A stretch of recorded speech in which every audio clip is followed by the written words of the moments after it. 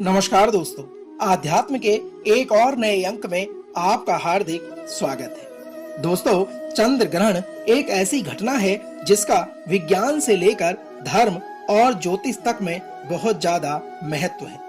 साल 2023 का दूसरा और आखिरी चंद्र ग्रहण 28 अक्टूबर को देर रात में लगने जा रहा है। इस ग्रहण की शुरुआत 29 अक्टूबर की रात 1:05 से शुरू होकर 2:24 पर समाप्त होगी। वहीं इसके सूतक काल की यदि बात की जाए तो यह 9 घंटे पहले यानी 28 अक्टूबर की शाम 4:05 पर लग जाएगा।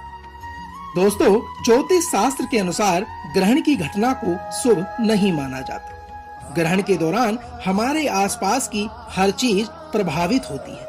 सूतक की वजह से इस दौरान कोई भी धार्मिक या फिर शुभ कार्य नहीं किया जाता। इसलिए इस दौरान कुछ बातों का ख्याल रखना बेहद आवश्यक होता है। इसी कड़ी में आज हम चंद्र ग्रहण से जुड़ी पौराणिक कथा और विज्ञान क्या उसके संदर्भ में बात करता है, उसी का विवरण आपके बीच में प्रस्तुत कर रहे हैं। तो आइए आरंभ करते हैं चंद्र ग्रहण से जुड़ी पौराणिक कथा का सार और विज्ञान के महत्व।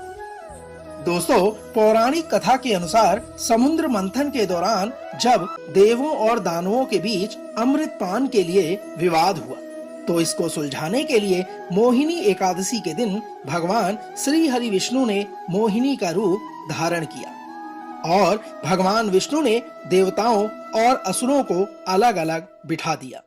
लेकिन असुर छल से देवताओं की लाइन में आकर बैठ गए और अमृत पान कर लिया।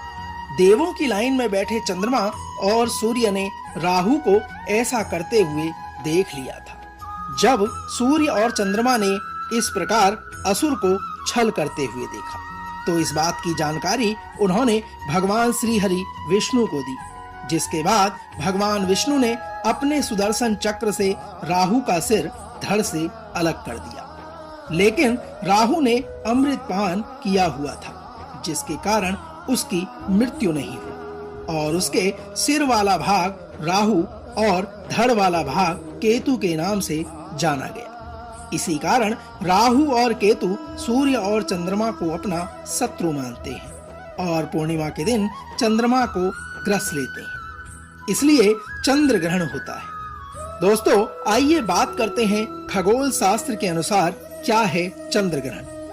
खगोल विज्ञान कहता है कि जब पृथ्वी चंद्रमा और सूर्य के बीच में आती है तो चंद्र ग्रहण होता है। जब सूर्य व चंद्रमा के बीच में पृथ्वी इस प्रकार से आ जाए जिससे चंद्रमा का पूरा या आंशिक भाग ढक जाए और सूर्य की किरणें चंद्रमा तक न पहुंचे, ऐसी स्थिति में चंद्र ग्रहण होता है।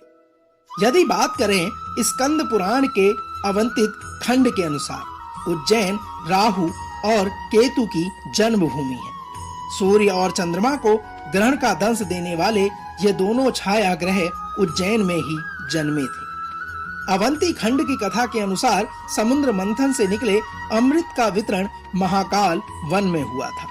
भगवान विष्णु ने यहीं पर मोहिनी का रूप धारण कर देवताओं को अमृत पान कराया था और इसी दौरान एक राक्षस राहु ने देवताओं का रूप धारण कर अमृत पान कर लिया था।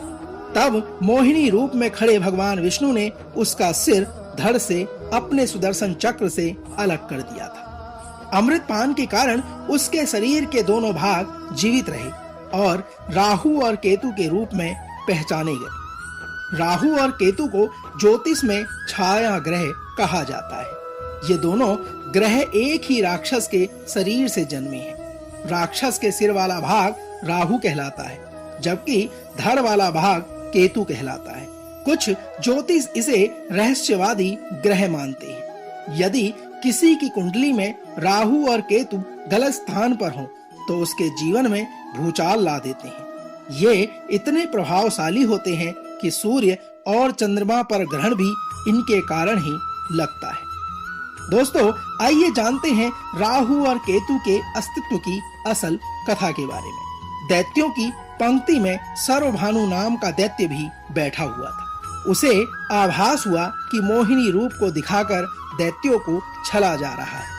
ऐसे में वह देवताओं का रूप धारण कर चुपके से सूर्य और चंद्रदेव के पास आकर बैठ गया।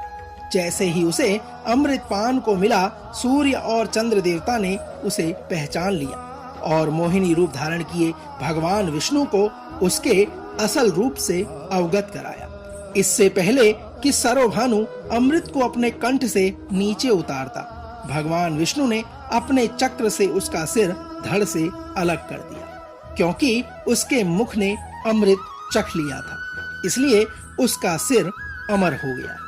दोस्तों, यह कथा बताती है कि ब्रह्मा जी ने सिर को एक सर्प के शरीर से जोड़ दिया। यह शरीर ही राहु कहलाया और उसके धड़ को सर्प के सिर से जोड़ दिया गया, जो केतु कहलाया। पौराणिक कथाओं के अनुसार सूर्य और चंद्र देवताओं द्वारा सर्वभानु की पोल खोले जाने के कारण राहु इन दोनों देवों का वैरी हो गया। दोस्तों, तो यह तो थी चंद्र ग्रहण से जुड़ी पौराणिक कथा का सार। हम आशा करते हैं कि आज का यह अंक आपको अवश्य पसंद आया होगा। कल एक और नए अंक को लेकर एक बार पुनः आपसे होगी मुलाकात। तब तक जय श्री हरि विष्णु।